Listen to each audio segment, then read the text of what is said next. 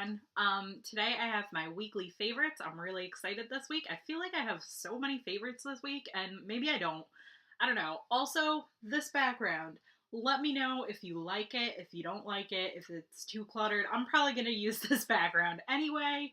But yeah, this is like what my desk is. So I wanted you guys to see it because like you should know like what my desk looks like. And yeah, right into the favorites. I'm going to start off with my lip color, which is a new lipstick that I just got yesterday. But it is the e.l.f. Tea Rose liquid lipstick. So I've had the Tea Rose color in the matte, the like stick formula that they have, and it's matte. I've had it in that color. I've had it in that formula, this tea rose color, and now I have it in this like liquid lipstick formula, and I think it looks really cool. It's kind of like a it's one of those colors that I like. I don't know how to describe it otherwise, but like one of those kind of like grungy colors. This is a little bit more cool toned. It reminds me a little bit of Bite Beauty's multi stick in Gelato, and I like that a lot. Yeah, I just saw you can see like my attempt at a gallery wall there, which I think is silly. But yeah, anyway, back to the liquid lipstick favorite. Yeah, I like the color. I just put on the formula now, so I don't have any real opinions on it. I guess that means it's not really like a total favorite of the week because I'm just trying it on for the first time today. But I was happy to find it. I'm happy that this sort of thing exists. And yeah, I like e.l.f. a lot, so I'll probably update you guys on this as I use it more. Okay, so next up I have the Kat Von D Lolita cream liquid lip, or not liquid lipstick. This is the Studded Kiss cream. I got this from Influencer. They sent it to me for free so that I could review it for you guys. I haven't reviewed it yet, but yeah, it's just, I've mentioned it in favorites before, so I've kind of reviewed it, but I haven't done like a full video or like a blog post dedicated on this. I think I'm going to do a blog post dedicated on this on Valentine's Day, because, I don't know, I think that's cute, and I've done my blogs up to Valentine's Day by now. But, yeah, I like it a lot. It lasts pretty well. It's comfortable. You know, it's a nice, like, creamy formula, but it still looks a little bit matte on the lips, so I think you'll like it if you don't like matte lipsticks or if you're like over the trend, but it does still kind of have a matte appearance to it. But I think it would look okay if like you're afraid of matte lipsticks. So and MAC Whirl. I've mentioned this before too. This is just such a cool shade. I got this for Christmas and it's so nice. Like my friend that picked it out for me, like she got the shade right. Like this is my kind of color. This is maybe one of my favorite lip colors, like, of all of the lipsticks, which are, you can kind of see back there. This is just a great color, and I really love it. Next up, let's get to my favorite eyeshadow palettes of the week. So the one that I have on right now, and the one that kind of, like, stood out to me the most out of everything I've used this week is the Anastasia Subculture palette. This was another Christmas present, actually.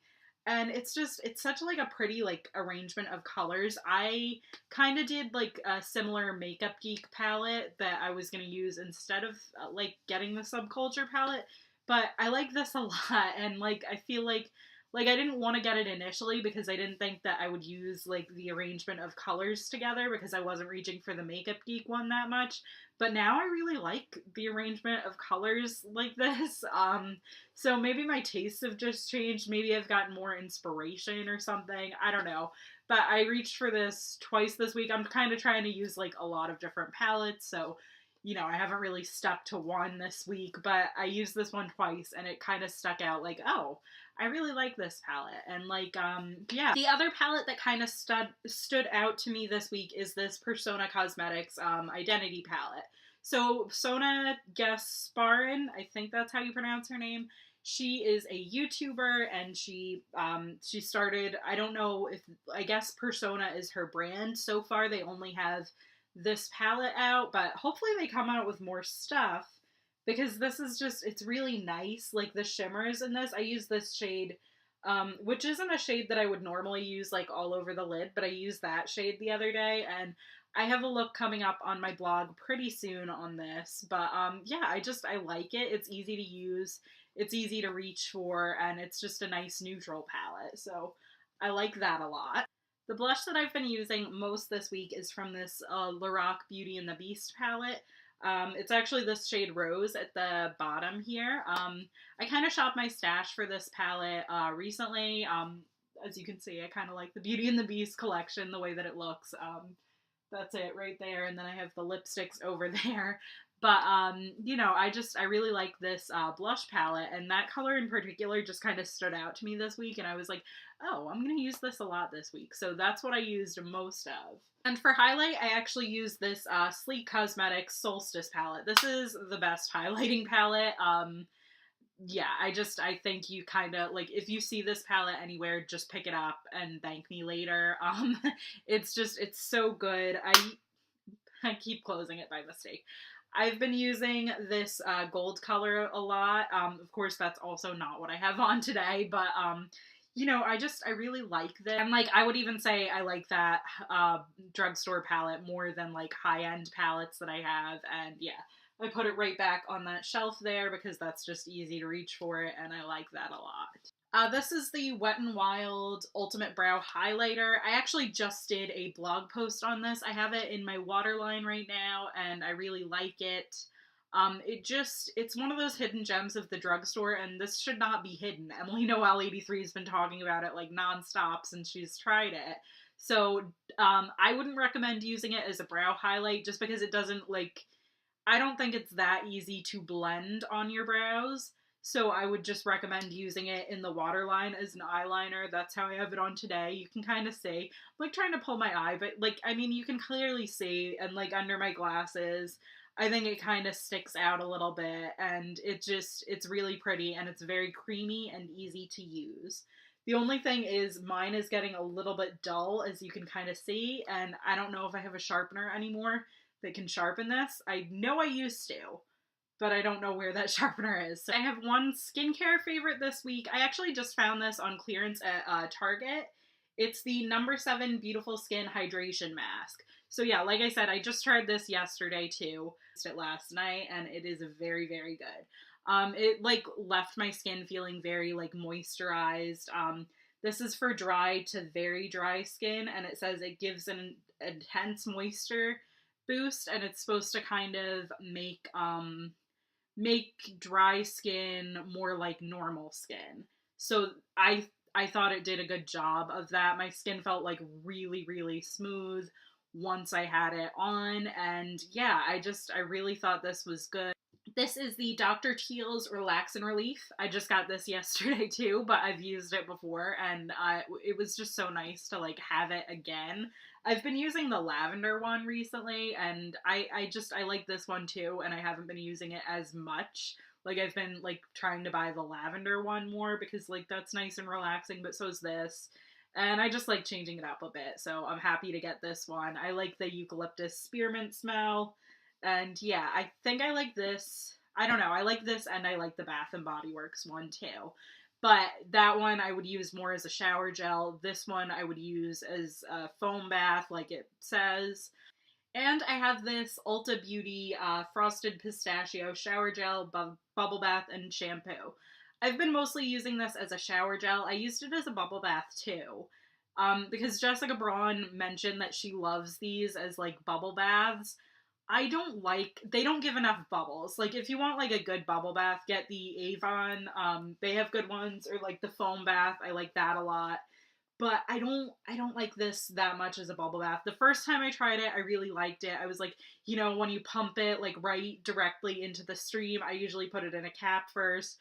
But when you pump it directly in there, it's really good. But then the next night I used it, I kept pumping and pumping and pumping. And, like, I've only used this, like, a couple times, and it's already down to here.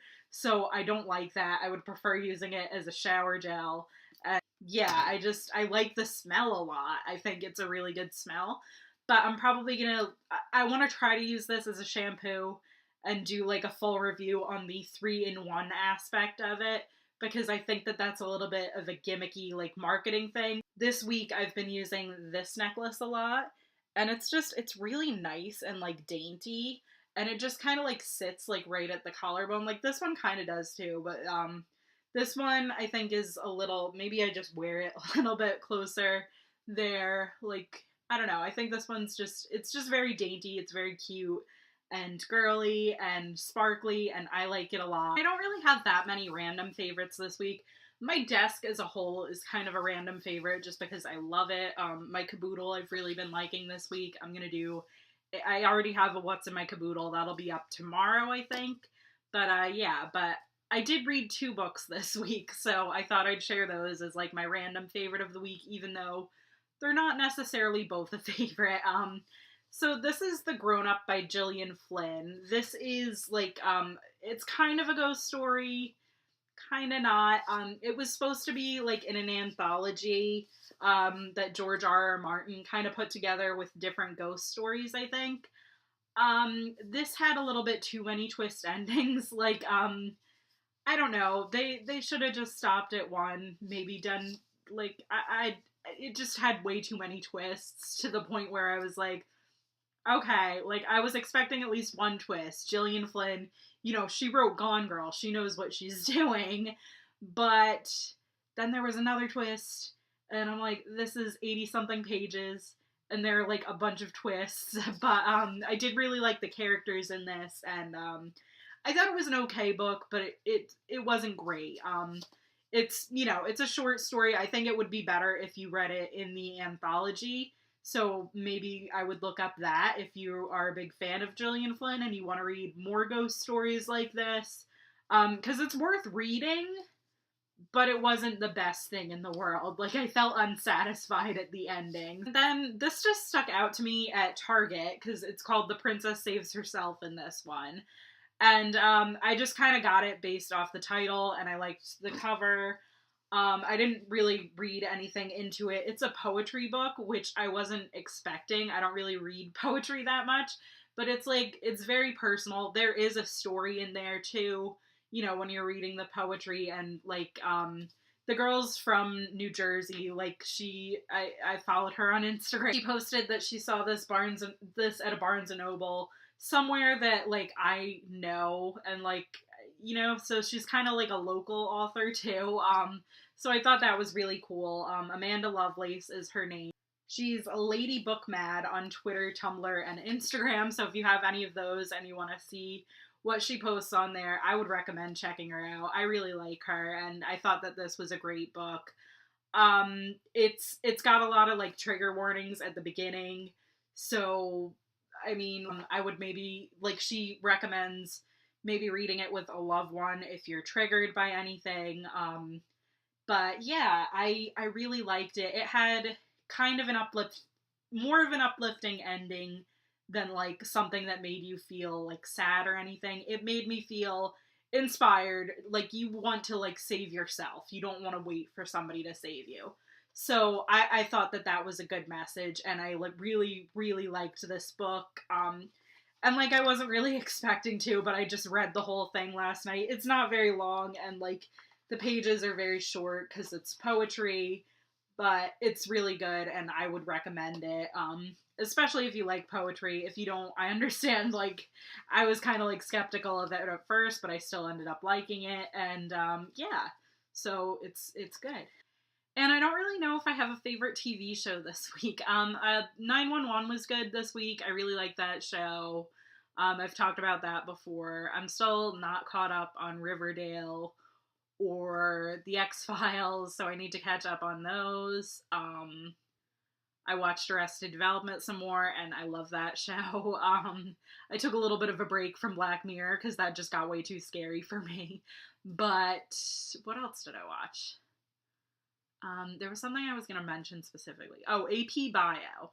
That's a new show on NBC, and I'm not sure how I feel about it yet. Like, it was funny, but it wasn't, I don't know if I want to say, like, it wasn't great. It was a lot like Community. So if you know, like, the story of Community, like, the first episode of that it felt very much like Community. Like, just the character was very similar to Jeff Winger, and the situation was kind of similar. So, like, when I was watching it, I'm like, okay, I've seen this show before, but it was still funny, and I think it has a lot of potential. It has a really good cast.